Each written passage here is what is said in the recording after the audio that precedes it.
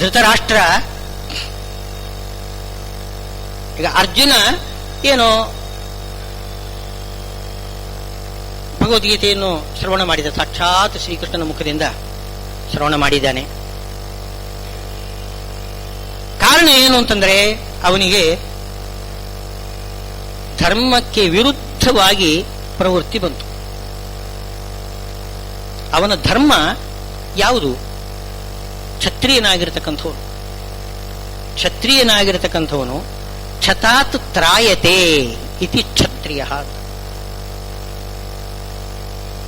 ನೋವಿನಿಂದ ಯಾರು ರಕ್ಷಣೆ ಮಾಡ್ತಾನೆ, ಕ್ಷತ ಅಂದ್ರೆ ಗಾಯ, ಮೀಗೆ ನೋವಾಗುವುದು. ಸಮಾಜಕ್ಕೆ ಸಮಾಜ ಘಾತುಕರು ಯಾರಿದ್ದಾರೆ? ದುಷ್ಟರು ಇದ್ದಾರೆ. ಆ ದುಷ್ಟರನ್ನು ನಾಶ ಮಾಡಿ ಶಿಷ್ಟರನ್ನು ರಕ್ಷಣೆ ಮಾಡಬೇಕು. ಅದು ಅವರ ಕರ್ತವ್ಯ. ಅವರ ಹೆಸರೇ ಹೇಳ್ತದೆ ಕ್ಷತ್ರಿಯ. ಕ್ಷತ್ರ, ಕ್ಷತ್ರ ಅಂದ್ರೆ ನೋವಿನಿಂದ ಯಾರು ರಕ್ಷಣೆ ಮಾಡ್ತಾನೆ ಅವನು ಕ್ಷತ್ರ. ಈಗ ಮಹಾ ದುಷ್ಟರು ಅಂತಂದ್ರೆ ಯಾರು? ಕೌರವರು. ಅವರ ಮುಂದೆ ಯುದ್ಧಕ್ಕೆ ನಿಂತಿದ್ದಾನೆ ಅರ್ಜುನ. ಅಯ್ಯೋ, ನಮ್ಮ ಬಂಧುಗಳನ್ನು ನಾನು ಹ್ಯಾಕ್ ಕೊಲ್ಲಲಿ? ಬಂಧು ಸ್ನೇಹ, ಬಂಧು ಪ್ರೇಮ ಇದು ಅಡ್ಡವಾಗಿ ಬಂದು ನಿಂತಿದೆ. ಧರ್ಮಾಚರಣೆಗೆ ವಿಘ್ನ ಮಾಡತಕ್ಕಂಥ ಬಂಧುತ್ವ ಅದು ಕೂಡುದು. ಬಂಧುತ್ವ ಬೇಕು, ಹೌದು, ಆದರೆ ಧರ್ಮಾಚರಣೆಗೆ ಮಾತ್ರ ವಿಘ್ನ ಉಂಟು ಮಾಡಬಾರದಂತೆ ಆ ಬಂಧುತ್ವ, ಬಂಧು ಸ್ನೇಹ. ಮೊದಲು ಧರ್ಮ, ಆಮೇಲೆ ಉಳಿದದೆಲ್ಲ. ಧರ್ಮಾವಿರುದ್ಧೋ ಭೂತೇಶು ಕಾಮೋಸ್ಮಿ ಭರತರ್ಷಭ. ಕಾಮ ಅಂತಂದ್ರೇನು? ಕಾಮ ಅಂದ್ರೆ ಅರ್ಥ ಏನು ದುಷ್ಟಾರ್ಥದಲ್ಲಿ ಹೇಳಿಲ್ಲ ಅಲ್ಲಿ. ಕಾಮ ಅಂದ್ರೆ ಸುಖ, ಸುಖವನ್ನು ಅನುಭವಿಸುವುದು. ಕಾಮ್ಯತೆ, ಕಾಮ್ಯತೆ ಅಂದ್ರೆ ನಾವು ಬಯಸ್ತಕ್ಕಂಥದ್ದು. ಏನ್ ಬಯಸ್ತೀವಿ ನಾವು? ಸುಖಮೇವ ಮೇ ಸ್ಯಾತ್ ದುಃಖಂ ಮನಾಗಪಿ ಮಾಭೂತ್. ನಮಗೆ ಸುಖನೇ ಬರಬೇಕು, ದುಃಖ ಬರಬಾರದು. ಇದು ಕಾಮ. ಈ ಕಾಮ ಸುಖಾನುಭವ ಏನಿದೆ ಧರ್ಮಕ್ಕೆ ಅವಿರುದ್ಧವಾಗಿರಬೇಕಂತೆ. ಧರ್ಮಕ್ಕೆ ಅವಿರುದ್ಧವಾದ ಸುಖ ಅನುಭವವನ್ನೇ ಪರಮಾತ್ಮನ ಒಂದು ವಿಭೂತಿ ರೂಪ ಅಂತ ಹೇಳ್ತಾರೆ. ಅದರಲ್ಲಿ ಪರಮಾತ್ಮನ ಒಂದು ವಿಭೂತಿ ರೂಪ ಇದೆ. ಧರ್ಮ ಅವಿರುದ್ಧವಾಗಿ ಸುಖವನ್ನು ಅನುಭವಿಸಬೇಕು. ವಿರಕ್ತರಾಗಿ ಎಲ್ಲವನ್ನು ಕೂಡ ಬಿಟ್ಟು ಕಷ್ಟಪಡ್ತಾನೇ ಇರಬೇಕು ಹಾಗೆ ಹೇಳುವುದಿಲ್ಲ ಶಾಸ್ತ್ರ. ಕಷ್ಟಪಡಬೇಕು ಅಂತ ಹೇಳ್ತಾ ಇಲ್ಲ, ಸುಖವನ್ನು ಅನುಭವಿಸಿ. ಆದರೆ ಧರ್ಮಕ್ಕೆ ಮಾತ್ರ ವಿರೋಧ ಆಗಬಾರದು. ಆ ರೀತಿ ಧರ್ಮಕ್ಕೆ ಅವಿರುದ್ಧವಾಗಿರ್ತಕ್ಕಂಥ ಆ ಒಂದು ಪ್ರವೃತ್ತಿ ಬೇಕು. ಈಗ ಧರ್ಮಕ್ಕೆ ವಿರುದ್ಧವಾಗಿ ಹೊರಟಿದ್ದಾನೆ ಅರ್ಜುನ. ಅವನೇನು ಹೇಳ್ತಿದ್ದಾನೆ? ಬಂಧುಗಳಾಗಿರ್ತಕ್ಕಂತಹ ಕೌರವರನ್ನು ನಾನು ಸಂಹಾರ ಮಾಡಲಾರೆ. ಯಾಕೆ ಅಂತಂದ್ರೆ ಅಲ್ಲಿ ಕಾಮ ಅಲ್ಲಿ ಬರ್ತದೆ. ಏನು ಅಂತಂದ್ರೆ ನನಗೆ ಈ ಭೀಷ್ಮ ದ್ರೋಣಾದಿಗಳು ಬಹಳ ಪ್ರೀತಿ ಪಾತ್ರರು, ಬಹಳ ಪ್ರೀತಿ ಪಾತ್ರರು. ಅವರನ್ನು ಬಿಟ್ಟಿರಲಾರೆ. ಅವರನ್ನು ಸಾಯಿಸಿ, ಅವರನ್ನು ಯುದ್ಧದಲ್ಲಿ ಕೊಂದು ನಾನು ಏನು ಸುಖ ಅನುಭವಿಸಬೇಕು? ಅಂದ್ರೆ ಬಂಧುಗಳೊಂದಿಗೆ ಜೊತೆಯಾಗಿ ಇರತಕ್ಕಂಥದ್ದು ಆ ಒಂದು ಸುಖ ಅನುಭವ. ಸರಿ, ಅದೇ ತಪ್ಪೇನಲ್ಲ. ಬಂಧುಗಳೊಂದಿಗೆ ಭೀಷ್ಮಾಚಾರ್ಯ ದ್ರೋಣಾಚಾರ್ಯ ಅಂಥವರೆಲ್ಲ ದೊಡ್ಡವರು, ಸಜ್ಜನರು. ಆದರೆ ಅವರು ದುಷ್ಟರ ಬೆಂಗಾವಲಿಗಾಗಿ ನಿಂತಿದ್ದಾರೆ, ದುರ್ಯೋಧನಾದಿಗಳ ಪಕ್ಷದಲ್ಲಿ ನಿಂತಿದ್ದಾರೆ. ಇದೇನಾಗ್ತದೆ? ಭೀಷ್ಮಾಚಾರ್ಯ ದ್ರೋಣಾಚಾರ್ಯರು ಅವರು ದೊಡ್ಡವರು, ಪೂಜ್ಯರು. ಅವರಿಗೆ ಅವರ ಮೇಲೆ ನಾನು ಆಕ್ರಮಣ ಮಾಡುವುದಿಲ್ಲ ಅಂತ ಕೂತರೆ ಅದರ ಪರಿಣಾಮ ಏನಾಗ್ತದೆ? ದುರ್ಯೋಧನ ಮೆರೆಯುತ್ತಾನೆ. ಕಲಿಯ ದರ್ಬಾರು ಲೋಕದಲ್ಲಿ ಬೆಳೀತದೆ ಪುನಃ. ದುಷ್ಟರೇ ಎಲ್ಲ ಕಡೆಗೂ ತುಂಬಿಕೊಂಡು ಬಿಡ್ತಾರೆ. ಅವನ ರಾಜ್ಯ ಏನು ಕಲಿಯ ರಾಜ್ಯ ಆಗಬೇಕೋ ಧರ್ಮನ ರಾಜ್ಯ ಆಗಬೇಕೋ? ಧರ್ಮರಾಜನ ರಾಜ್ಯ, ಧರ್ಮರಾಜ್ಯ ಅದಾಗಬೇಕು. ಕಲಿಯ ರಾಜ್ಯ ಹಾಕುವುದು. ಇದು ಯಾವಾಗ ಆ ಬಂಧು ಸ್ನೇಹ ಪ್ರಯುಕ್ತವಾಗಿ ನಾನು ಯುದ್ಧ ಮಾಡಲಾರೆ ಅಂತ ಅವನು ಯಾವಾಗ ಆಲೋಚನೆ ಮಾಡ್ತಾನೆ, ತಕ್ಷಣ ಭಗವಂತ ಅವನನ್ನು ಹೊಡೆದೆಬ್ಬಿಸ್ತಾನೆ. ಕ್ಲೈಬ್ಯಂ ಮಾಸ್ಮಗಮ ಪಾರ್ಥ, ಇದೇನಿದು ಷಂಡತನ ನಿಂದು, ಷಂಡನಾಗಿದ್ದೀಯಾ ನೀನು, ಕ್ಷತ್ರಿಯನಾಗಿದ್ದುಕೊಂಡು ನೀನು ಈ ರೀತಿಯಾಗಿ ದುಷ್ಟರು ಎದುರುಗಡೆ ನಿಂತಿದ್ದಾರೆ, ಏನು ಆಯುಧಗಳೆಲ್ಲ ಜಳಪಿಸ್ತಾ ನಿಂತಿದ್ದಾರೆ, ಇನ್ನೇನು ಹೊಡಿಬೇಕು ಅಂತ ತರುಣದಲ್ಲಿ ಅಯ್ಯೋ ಬಂಧುಗಳು ನಾನು ಅವರನ್ನು ಕೊಲ್ಲುವುದಿಲ್ಲ. ಎಂಥ ಕ್ಲೈಬ್ಯ ಇದು, ಕ್ಲೀಬತನ. ಕ್ಲೀಬ ಅಂದ್ರೆ ಷಂಡತನ ನಿಂದು. ಕ್ಷತ್ರಿಯರು ಈ ರೀತಿ ಮಾತನಾಡಬಾರದು. ಕ್ಷತ್ರಿಯರ ಧರ್ಮ ಅಲ್ಲ ಇದು. ದುಷ್ಟನ್ನು ಸಂಹಾರ ಮಾಡಲೇಬೇಕು.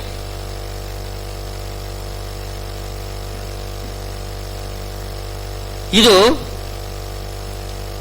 ಅರ್ಜುನನಿಗೆ ಭಗವಂತ ಉಪದೇಶ ಕೊಡಲಿಕ್ಕೆ ಕಾರಣ. ಇದೇ ಅವಸ್ಥೆ ಧೃತರಾಷ್ಟ್ರನಿಗೂ ಕೂಡ ಬಂದಿತ್ತು ನೋಡಿ.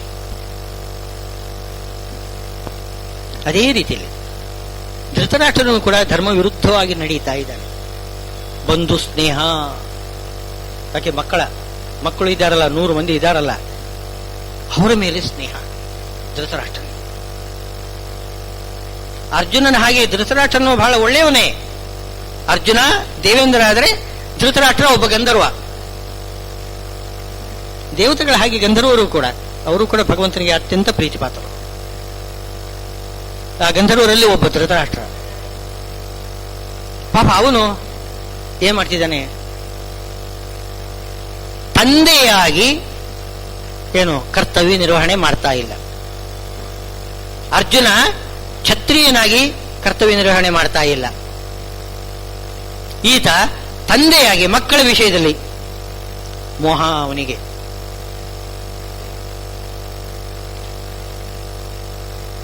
ಆ 100 ಮಂದಿ ಕೌರವರಿದ್ದಾರೆ, ಪ್ರತಿಯೊಬ್ಬರೂ ಕೂಡ ಅಸುರರು. ಅದರಲ್ಲಿ ದುರ್ಯೋಧನನಂತೂ ಅಸುರರಿಗೆ ಚಕ್ರವರ್ತಿಯಾಗಿರ್ತಕ್ಕಂಥವನು ಕಲಿ ಸಾಕ್ಷಾತ್. ಪ್ರೀತಿ, ಅವನ ಮೇಲೆ ಪ್ರೀತಿ. ಯಾಕೆ ಹೀಗಾಯಿತು ಅಂತ ಅನ್ನೋದು ಪ್ರಶ್ನೆ ಬರ್ತದೆ ನಿಮಗೆ. ದೇವತೆಗಳಿಗೆ ಅಸುರರ ಮೇಲೆ ಪ್ರೀತಿ ಬರ್ತದೇನು ಯಾವತ್ತಾದರೂ?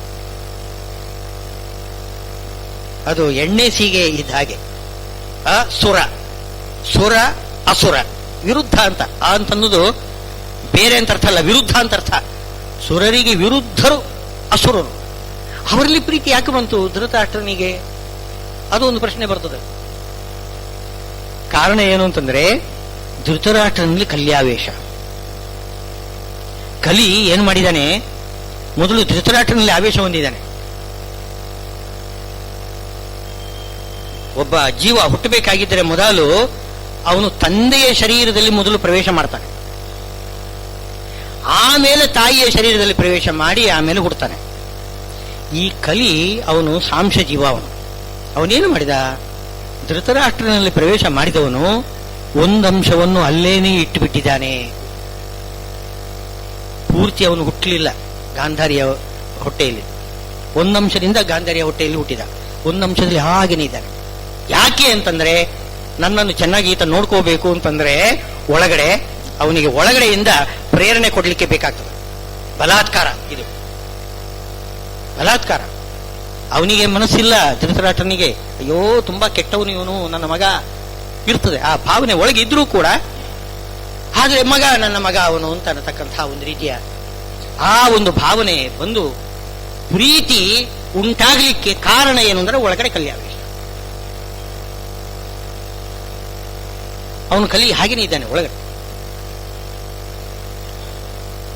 ಒಳಗಡೆ ವಿಲುವಿಲು ಉದ್ದಾಡ್ತಿದ್ದಾನೆ ಅವನು, ಆ ಗಂಧರ್ವ ಸಜ್ಜೀವ.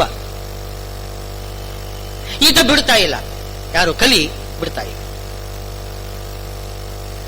ಇವತ್ತ ಏನು ಧೃತರಾಷ್ಟ್ರ ಹೇಳ್ತಾನೆ, ನೋಡು ನೀನು ಪಾಂಡವರಿಗೆ ಆ ರೀತಿ ನೀನು ಉಪದ್ರ ಕೊಡಬಾರದು, ಅರ್ಧ ರಾಜ್ಯ ನೀನು ಕೊಡ್ಬೇಕು ಅವರಿಗೆ, ನಿನ್ಗೆಲ್ಲ ನೀನು ಇಟ್ಕೋಬಾರದು ಅಂತ ಹೇಳಿದ್ರೆ, ಇಲ್ಲ ನನಗೆಲ್ಲದೂ ಬೇಕು,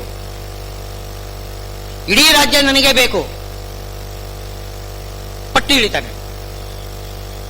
ಅದಕ್ಕೆ ನೀನೇನಾದರೂ ವಿರೋಧ ಮಾಡಿದರೆ ದುರ್ಯೋಧನ ಹೇಳೋದು, ನಾನು ಆತ್ಮಹತ್ಯೆ ಮಾಡ್ಕೊಂಡು ಬಿಡ್ತೇನೆ.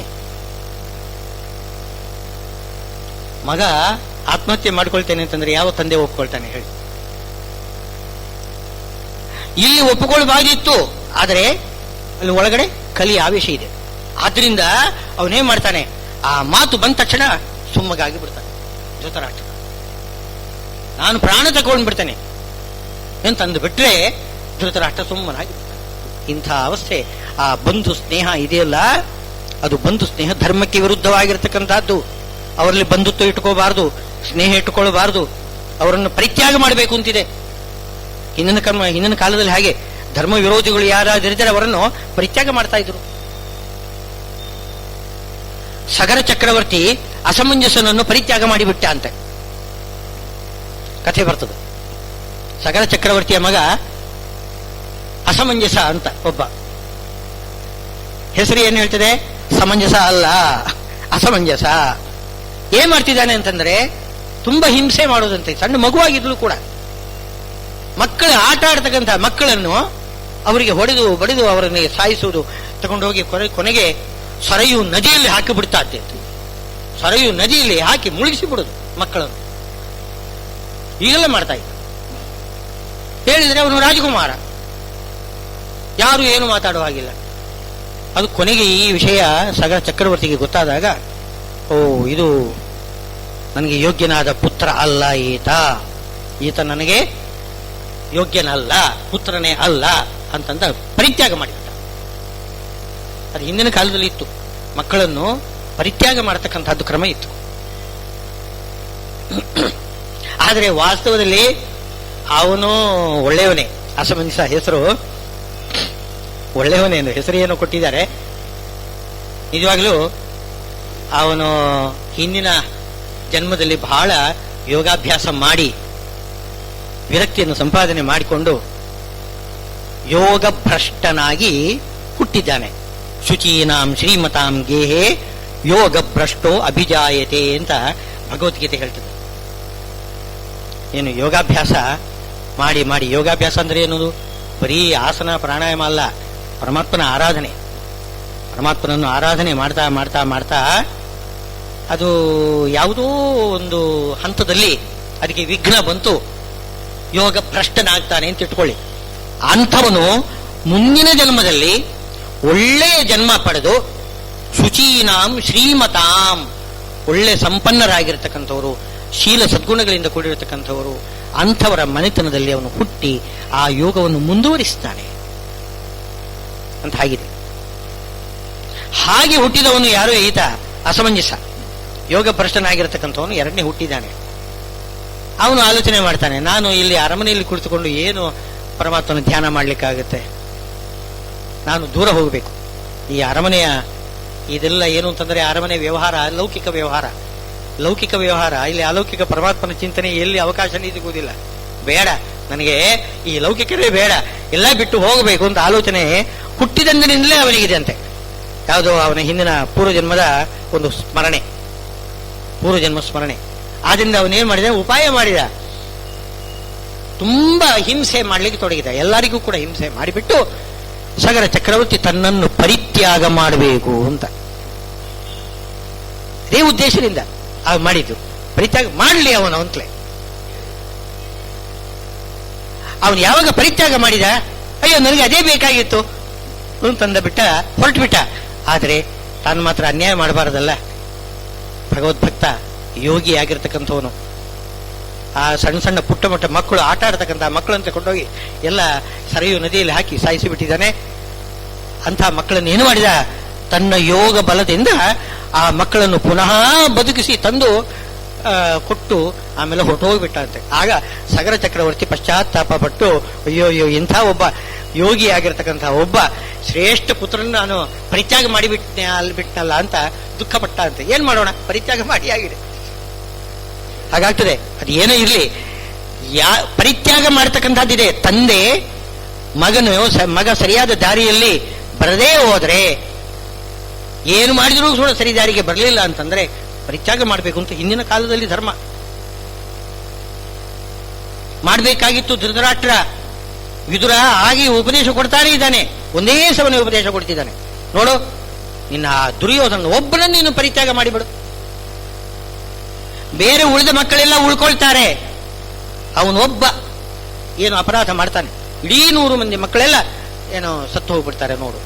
ಇಷ್ಟು ಉಪದೇಶ ಮಾಡ್ತಿದ್ದಾನೆ ವಿದುರ. ಧೃತರಾಷ್ಟ್ರ ಒಪ್ಪುವುದಿಲ್ಲ. ಯಾಕೆ? ಇದು ಆವೇಶ, ಕಲಿ ಆವೇಶ.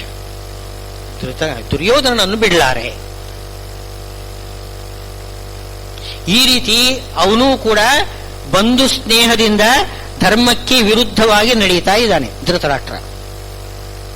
ಅದಕ್ಕೆ ಸರಿಯಾಗಿ ಸಂಜಯ ಉಪದೇಶ ಮಾಡ್ತಾ ಇದ್ದಾನೆ. ಏನು? ಕೃಷ್ಣ ಉಪದೇಶ ಮಾಡಿದ್ದನ್ನೇ. ಆ ಧೃತರಾಷ್ಟ್ರ ಶಬ್ದ ಏನು ಹೇಳ್ತಾರೆ ಗೊತ್ತೇ? ಧೃತರಾಷ್ಟ್ರ. ಧೃತರಾಷ್ಟ್ರ ಅಂತಂದ್ರೆ ರಾಷ್ಟ್ರವನ್ನು ಏನು ಪಾಲನೆ ಮಾಡ್ತಾ ಇಲ್ಲ ಅವನು. ಅವನ ಹೆಸರಿನಲ್ಲಿ ದುರ್ಯೋಧನನೇ ರಾಜ್ಯಭಾರ ಮಾಡೋದು. ಧೃತರಾಷ್ಟ್ರ ಏನ್ ಮಾಡ್ತಾನೆ? ಅವನು ರಾಷ್ಟ್ರ ಧಾರಣೆ ಮಾಡ್ತಾ ಇಲ್ಲ. ಧೃತ ರಾಷ್ಟ್ರ ಅಂದ್ರೆ ಅರ್ಥವೇನು? ರಾಷ್ಟ್ರವನ್ನು ಧಾರಣ ಮಾಡೋದು ಅಂದ್ರೆ ಆಳೋದು, ಲೋಕವನ್ನು ಆಳೋದು. ಯಾರು ಲೋಕವನ್ನು ಆಳೋದು? ಅವನು ಕುರುಡ, ಅವನೇನು ಆಳ್ತಾನೆ? ಅದಕ್ಕೋಸ್ಕರ ಪಾಂಡು ಸ್ವಲ್ಪ ಕಾಲ ರಾಜ್ಯಭಾರ ಮಾಡಿದ. ಆಮೇಲೆ ಅವನಿಗೂ ಮುನಿ ಶಾಪ ಬಂತು, ಅವನು ಬಿಟ್ಟು ಹೋಗ್ಬಿಟ್ಟ. ಕೊನೆಗೆ ಉಪಾಯ ಇಲ್ಲ, ದುರ್ಯೋಧನನೇ ಆಳ್ತಾ ಇದ್ದಾನೆ. ಧೃತರಾಷ್ಟ್ರನ ಹೆಸರಿನಿಗೆ ಮಾತ್ರ ಅವನ ರಾಜ. ಧೃತರಾಷ್ಟ್ರ ಅಂತ ಅವನ ಹೆಸರು. ವಾಸ್ತವದಲ್ಲಿ ರಾಷ್ಟ್ರ ಶಬ್ದಕ್ಕೆ ಇನ್ನೂ ಬೇರೆ ಅರ್ಥ ಇದೆ. ರಾಷ್ಟ್ರ ಅಂದ್ರೆ ಉಪದ್ರವ, ದುಃಖ, ಚಿಂತೆ, ಎಲ್ಲ ಅರ್ಥ ಇದೆ. ಧೃತರಾಷ್ಟ್ರನಷ್ಟು ದುಃಖಪಟ್ಟವನು, ಉಪದ್ರವ ಹೊಂದಿದವನು ಇನ್ಯಾರೂ ಇಲ್ಲ. ಪಾಪ ಅವನು ಕಣ್ಣು ಕಾಣಿಸುವುದಿಲ್ಲ. ಅಯ್ಯೋ ಪಾಪ ಕಣ್ಣು ಕಾಣಿಸುವುದಿಲ್ಲ ಅಂತ ನಾವು ಅಂದ್ಕೋಬಹುದು.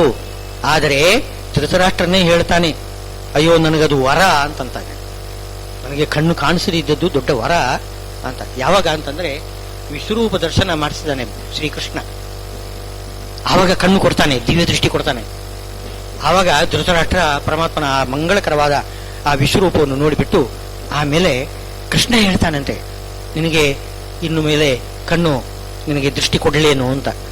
ಧೃತರಾಷ್ಟ್ರ ಹೇಳಿದಂತೆ, ಬೇಡ ಬೇಡ, ಇಂಥ ಮಂಗಳಕರವಾಗಿರತಕ್ಕಂಥ ವಿಶ್ವರೂಪವನ್ನು ನೋಡಿರತಕ್ಕಂಥ ನಾನು ಇನ್ನು ಮೇಲೆ ಎಂಥ ಮಂಗಳಕರವಾಗಿರತಕ್ಕಂಥ ಎಲ್ಲ ದುಷ್ಟವಾಗಿರತಕ್ಕಂಥ ದರ್ಶನ, ಕೆಟ್ಟ ನೋಟ, ಅದನ್ನೆಲ್ಲ ನೋಡಿ ನಾನು ದುಃಖ ಪಡಬೇಕಾಗುತ್ತೆ, ಬೇಡ. 100 ಮಂದಿ ಮಕ್ಕಳು ಸಾಯಿತಕ್ಕಂಥದ್ದ ಆ ರಣರಂಗದಲ್ಲಿ ನೋಡತಕ್ಕಂಥ ದುಃಖ ಯಾರಿಗೆ ಬೇಕು ಹೇಳಿ? ಬೇಡ ಅಂತ. ನನಗೆ ದುಃಖ ಕೊಡ್ತಕ್ಕಂಥ ಈ ದೃಷ್ಟಿ ಬೇಡಲೇ ಬೇಡ, ನನಗೆ ಕುರುಡನಾಗಿರುವುದೇ ಒಳ್ಳೆಯದು ಅಂತ.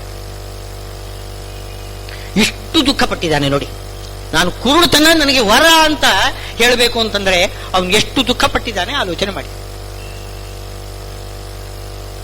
ವೈರಾಗ್ಯ ಬಂದಿರ್ತದೆ ಅವನಿಗೆ, ವೈರಾಗ್ಯ ಬಂದಿರ್ತದೆ. ಆದ್ರೆ ಏನ್ ಮಾಡ್ತದೆ?